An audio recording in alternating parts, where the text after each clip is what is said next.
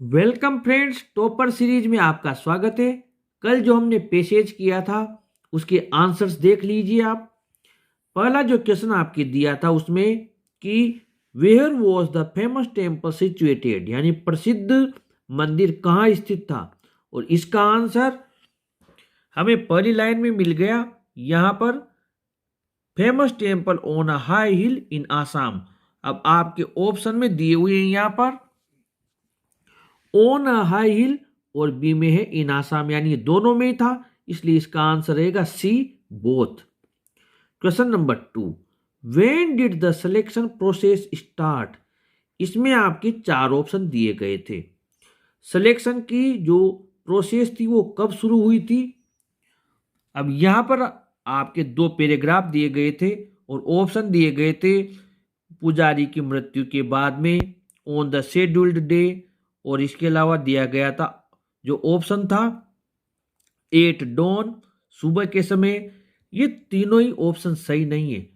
Selection process का exact answer है after breakfast the selection process started, यानी कि इसका जो आंसर है वो डी वाला ऑप्शन बिल्कुल सही रहेगा।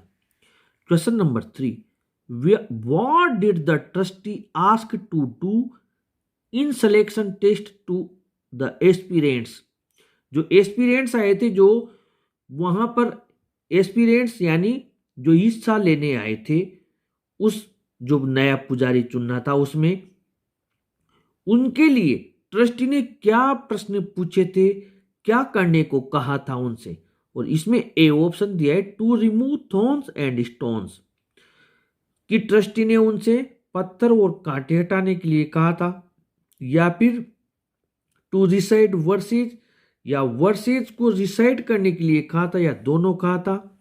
अब यहां पर इसका जो आंसर है उसका आंसर हमें यहां मिल रहा है the trustee asked all the aspirants to recite difficult shlokas and और verses from the sacred text.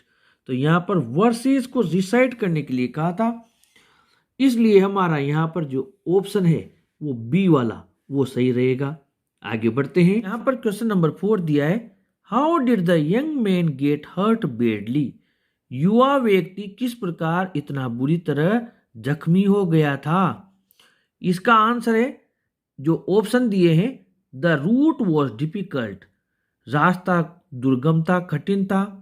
He fell down, वो गिर गया था। सी है he removed thorns and sharp stones, वो कांटे और तीखे पत्थरों को हटा रहा था। और डी में है ऑल।